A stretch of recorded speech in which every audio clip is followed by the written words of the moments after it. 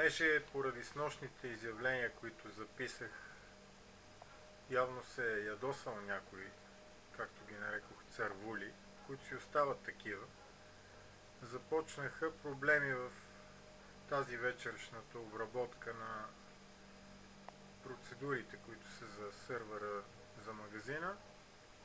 За централния офис също се забавиха много нещата. Вместо да свърши, сега е 2:10, до сега трябваше всичко да е свършено.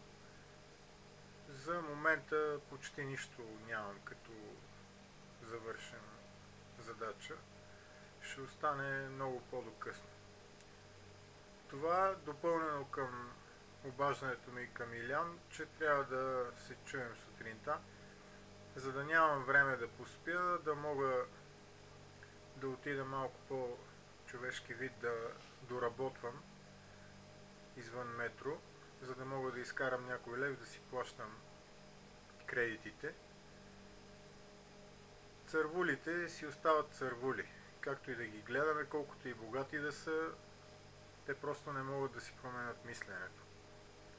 Започнаха проблеми по програмите на моя компютър, започнаха да се чупат програми, да дава грешки, стари номера, както казват, със стари курви нов бардак не се прави. Това е положението. Искам да допълня също малко като речник за база данни. Какво е екстракт?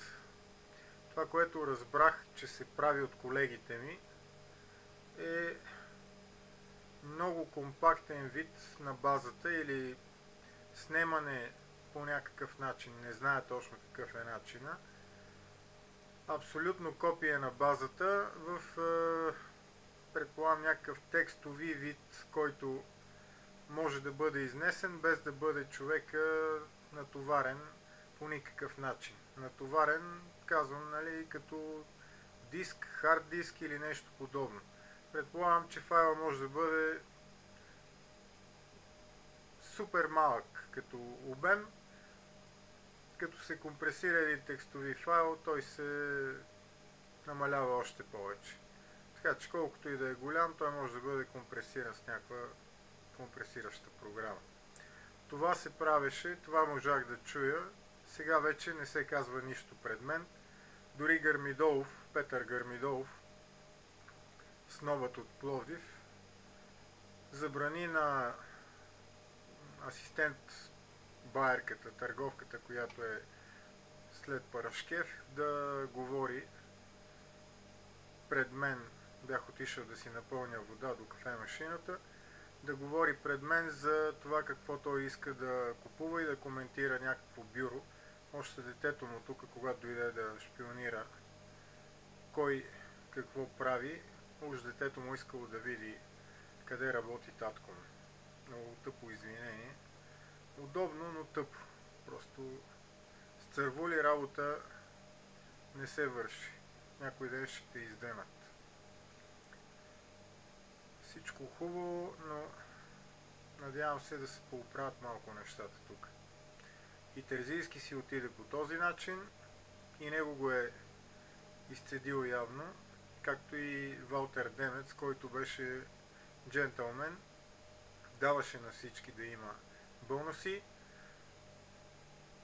изискваше много от хората, но и даваше, за разлика от новите цървули, които дойдоха след него, които му изядоха и му подпалиха чергата.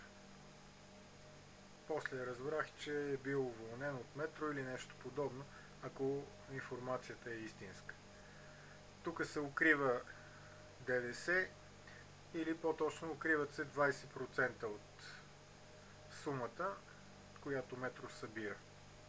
Затова знам още от самото начало на метро, но не съм го казвал никъде. Споменал го пред господин Калин Варбанов, който го потвърди и каза, че метро участва на много места. Явно парите се инвестират, реинвестират и така нататък. Моите колеги участват там.